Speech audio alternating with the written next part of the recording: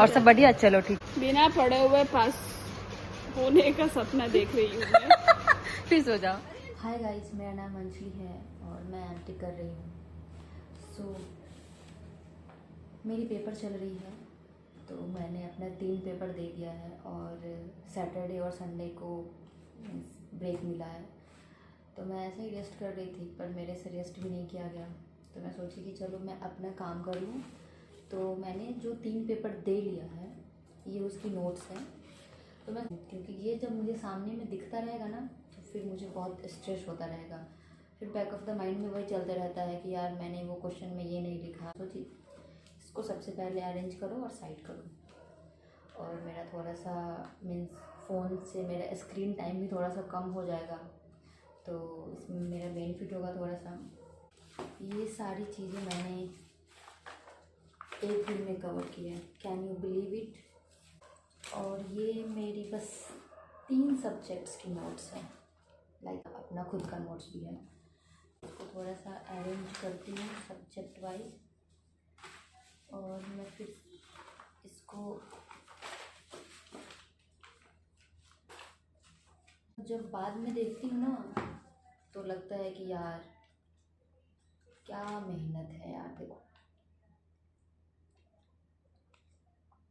आप लोग को लगता है कि मैं यूपीएससी क्रैक कर लूँगी, तो मैं ट्राई करूँगी।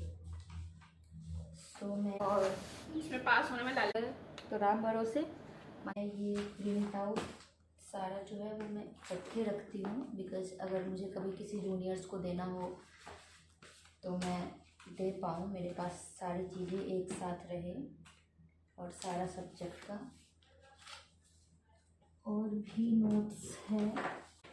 नोट्स है जो कि मेरी इसी सेमेस्टर की है।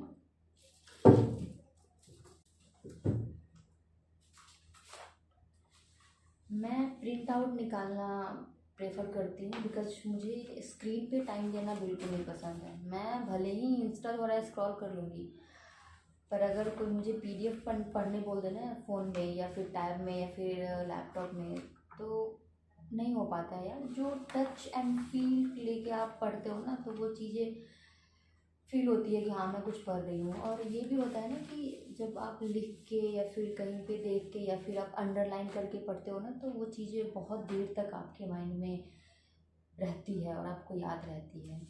तो मैं इसलिए प्रिंट आउट निकालना प्रेफर समझती हूँ। और मैं जब भी निकालती हूँ ना, तो मैं मम्मी को ज़रूर कॉल करती हूँ, मम्मी प्रिंट आउट निकाल रही हूँ, पैसे भेज दो। तो मेरी मम्मी बोलती है लाइक बुक क्यों नहीं ख़रीद लेती हो। तो मैं बोलती हूँ बुक में सारा चीज़ पढ़ने के लिए नहीं होता है, उसमें से कुछ कुछ चैप्टर्स होते हैं जो इम्पोर्टेंट होते हैं, जो हमें पढ़नी पड़ती है, तो उसके लिए बुक प्रेफर नहीं करती हूँ मैं बोलती हूँ मम्मी को कि मम्मी टीचर ने दे दिया है यार बुक का प्रिंट आउट पीडीएफ, तो मैं प्रिंट आउट निकलवा लेती हूँ। अब कहाँ मैं ऑर्डर करूँ और मैं लाऊँ, ये भी तो खैर बुक ही हुआ ना। तो मैं मम्मी को ये बोलती हूँ, मम्मी बोलती है ठीक है, जैसा ठीक लगे वैसा करो। और मैंने लाइब्रेरी से बुक भी लिया था, पर वो मैं अभी अपने फ़ोन के नीचे स्टैंड बना के रखी हूँ, लेकिन मुझे थोड़ा सा हाइट पे चाहिए था, तो मैंने 2 बुक वहाँ पे रखा है और इस अलमीरा के ऊपर है 1 बुक। तो मैंने 3 बुक लिया था, पर उसमें से 1 ही बुक काम का है, बाकी दो बुक में चीज़ें हैं, पर वो लाइक इजी वे में नहीं है, वो बहुत बेकार है। तो मैं वो बुक खोली भी नहीं हूँ। मतलब एक बार मैं देखी थी, फिर मुझे लगा कि नहीं, इससे अच्छा है कि मैं चैट जीपीटी और मैं सर का पीडीएफ पढ़ लूँ, वो काफ़ी होगा। सो मैं थोड़ा सा और चीज़ें कुछ अरेंज कर लेती हूँ। लाइक ये सारी चीज़ें ना संभाल के रखना बहुत बड़ी बात है।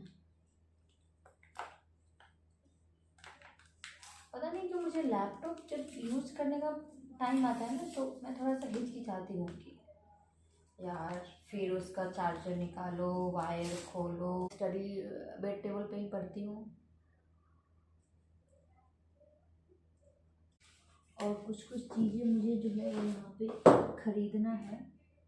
मैं जब भी कुछ खाती हूँ, तो जब मुझे उसका बॉक्स कुछ मतलब अरेंज करने लगता है, तो मैं उसे रख लेती हूँ कि चलो यार कुछ तो इसका यूज़ हो जाएगा। तो मैं इसको इसीलिए रखी हूँ, कुछ तो मैं इसका यूज़ करूँगी रखने में। लाइक मैंने अपना ये पेन बॉक्स जो बनाया है, क्योंकि मैं यहाँ पे आई हूँ तो मैं चाहती नहीं हूँ कि मैं बहुत सारी चीज़ें खरीदूँ और फिर ले जाने के टाइम में मुझे बहुत ये लगे कि मैं चीज़ें रीयूज़ करूँ।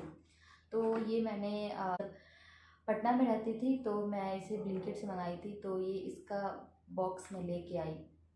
तो मैंने इसका साइड वाला वो निकाल के और मैंने इसको अपना पेन स्टैंड बना दिया है। तो इसमें मैं पेन रखती हूँ। बाकी और मैं एक चीज़ बताती हूँ कि मैं रिफ़िल यूज़ करती हूँ। लाइक मैं पेन बहुत बार बार नहीं खरीदती हूँ, मैं एक बार 2 या 3 पेन खरीद लेती हूँ और फिर मैं रिफ़िल यूज़ करती हूँ। लाइक आप देख सकते हो कि ये पेन जो है वो खाली है, इसमें रिफ़िल नहीं है, ख़त्म हो गया है। तो रखी हूँ क्योंकि मैं रिफ़िल यूज़ करूँगी।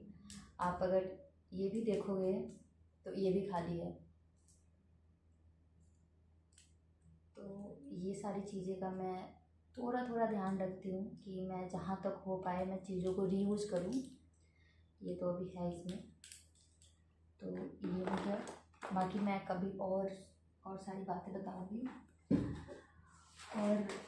और एक चीज़, मैं ब्लैक कॉफ़ी पीना प्रेफर करती हूँ। तो ये मैंने मंगा लिया ब्लिंकिट से। अब तो यहाँ पे ब्लिंकिट भी आ गया है। तो मैं ये जब, क्योंकि मेरी आदत है रात को पढ़ने की, तो कभी कभी ऐसा होता है कि पढ़ना इम्पॉर्टेंट होता है पर नींद भी आती है, तो मैं ब्लैक कॉफ़ी प्रेफर करती हूँ। So this is gold edition black coffee. पर फिर सोचती हूँ कि अरे यार जितना हो सके ना काम नहीं कर। सो मैं थक गई।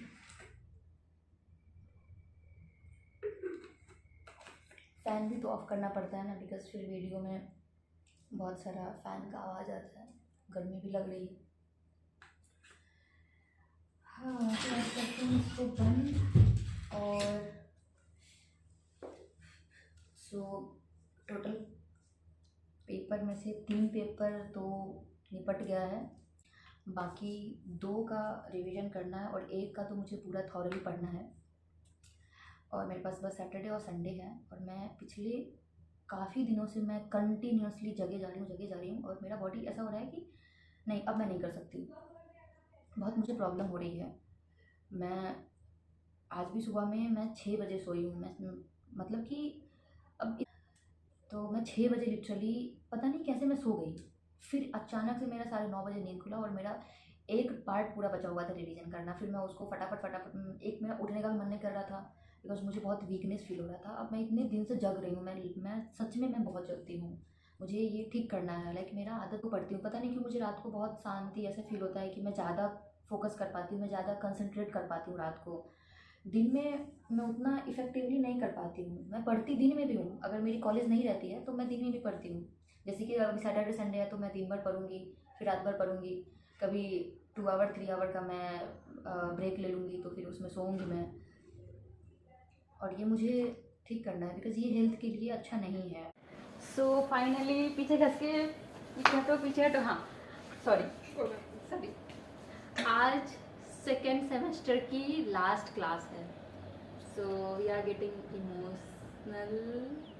नो रो दे आएगी। सो अभी 3 बच्चे जो हैं वो क्लास से निकल गए हैं, नहीं तो वरना उसको भी कैप्चर करती। पर बहुत बढ़िया गया सेमेस्टर। अभी पेपर आने वाला है और इसमें पास होने में लाले पड़े हमारी, पढ़ना तो पड़ेगा ना। सो सेकेंड सेमेस्टर को रैप अप करते हैं यहीं पे। बाकी नेक्स्ट सेमेस्टर के लिए हम लोग बिल्कुल रेडी नहीं हैं।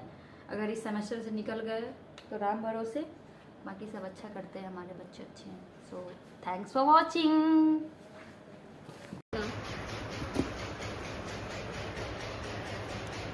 सेमेस्टर का अच्छा, और क्या और सब बढ़िया। चलो ठीक है, हो गया। और कुछ बोलना है आपको? कोई क्वेरी जो आप चाहते हो इस वीडियो के माध्यम से हमारे टीचर तक पहुंच जाए और वो चीज चेंज हो जाए। यही क्यों आपके सवाल का जवाब देना चाहती हूँ कि दोबारा NIT में M.Tech के लिए कोई एडमिशन मत लेना, PhD के लिए इतना बड़ा स्टेटमेंट। नो। ये हाँ जी आद्या जी, हाँ जी उठिए। आप ऑलरेडी, आपको मेरे व्यूअर्स जानते हैं। उठिए आद्या, मैं हूँ फेमस। बोलो कैसा रहा तुम्हारा इस सेमेस्टर का एक एक्सपीरियंस? एग्जाम से पहले का भी एक रिव्यू, मतलब एक वो तो बनता है ना, क्या बोलते हैं उसको, क्या बोलते हैं? बिना पढ़े हुए पास होने का सपना देख रही हूँ मैं। फिर सो जाओ।